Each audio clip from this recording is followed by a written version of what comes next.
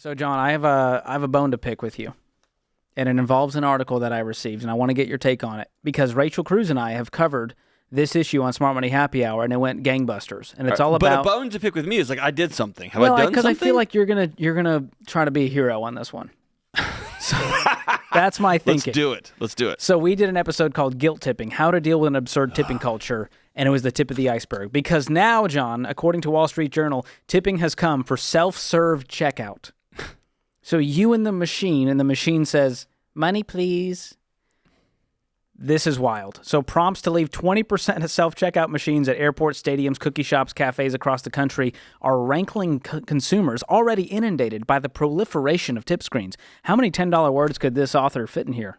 It is the Wall Street Journal. And here's the crazy part. Business owners say the automated queues can significantly increase gratuities and boost staff pay. You know what else could boost staff pay? Paying them more? Not cheap bosses and leaders. Ta-da! Woo. Oh, man. And here's a quote from a senior at American University in D.C. They're cutting labor costs by doing self-checkout. So what's the point of asking for a tip, and where is it going? And tipping researchers, I didn't know that was a job, and labor advocates say so-called tip creep is a way for employers to put the onus for the employee to pay on to consumers rather than raising wages themselves. Companies say tips are an optional thanks for a job well done. This is exhausting. Yeah. So as you were talking, I went from hemorrhoids to I think I've got like some kind of lung disorder. Oh, now. no. Yeah, my body's Black falling lung? apart as I listen to this. Dysentery? There's two parts to this, George. One is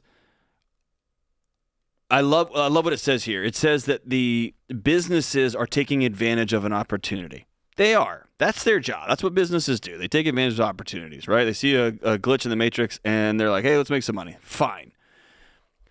I think it is unethical to put the onus of paying your employees on in addition to the product or service that somebody's just purchased, to put that on the purchaser. That's insane.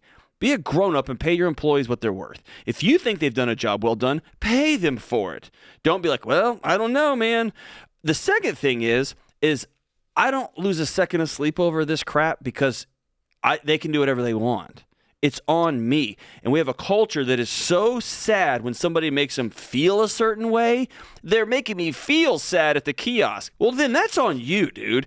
If the kiosk that you have gone and got your own water and put it on a self-checkout and it asks you for a tip and that makes you sad, that's not the business's fault. That's your fault. You need to go to counseling and get friends. And also, don't tweet about it. Just don't do it. And if you stop doing it, it will go away. We have a culture that's so insane. But if you don't tweet about it, did it even happen?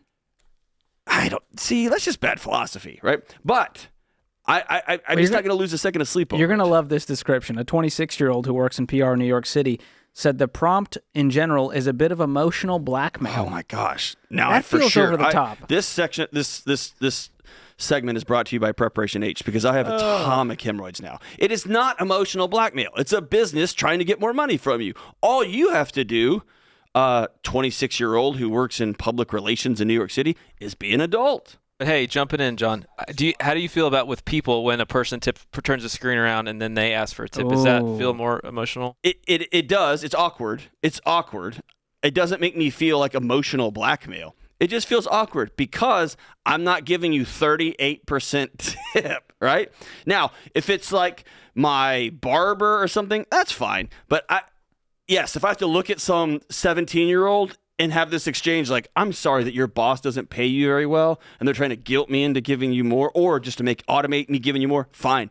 But I don't feel guilty about it. It's not emotional blackmail. Is it awkward? Yeah, it can be awkward. But I'm going to do what I think's right in the situation and move on. By the way, Stand your ground. One of the biggest disagreements my wife and I have is I over-tip. So I'm always over-tipping. What this is doing for me is it's making me reconsider. Going the other way. Correct. Well, I don't think that forced gratuity is any kind of generosity. It's not gratuity. It's not generosity. It's not gratuity. It's a cost, right? So either raise the cost of your chicken sandwich by 25 cents or and pay your employees what they're actually worth, or move on. Yeah. Well, I have no shame. I go to the custom tip amount and I do 0.00 enter while making direct eye contact. It's a flex, John. It's a flex. It is kind of I can't stand. They turn around and they go, just going to ask you a few questions. Like you don't know what the questions are. Exactly. You know, good and well. James, does that make you feel sad and uncomfortable? James is always sad and uncomfortable. I'm glad you brought up the question thing because it is. They act like they don't know what questions it's going to ask. Well, it's awkward for them too. We don't know. Right? Exactly. That's right. like calling your wife and saying, hey, I'm going to be 4 hours late getting home for our date. And she'll be like, I'll have a few questions for you when you get home. And you're driving like, I wonder what they are. You know what they are. You know what they are.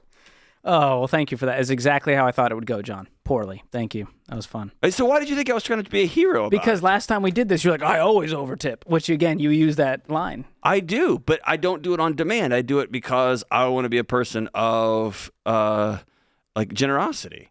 When it becomes a demand or when it becomes like It loses the joy of giving. Yeah, dude. That's good. Becomes a payment. And I'm not going to buy a $40 chicken sandwich. We're not falling for it. We're hitting 0.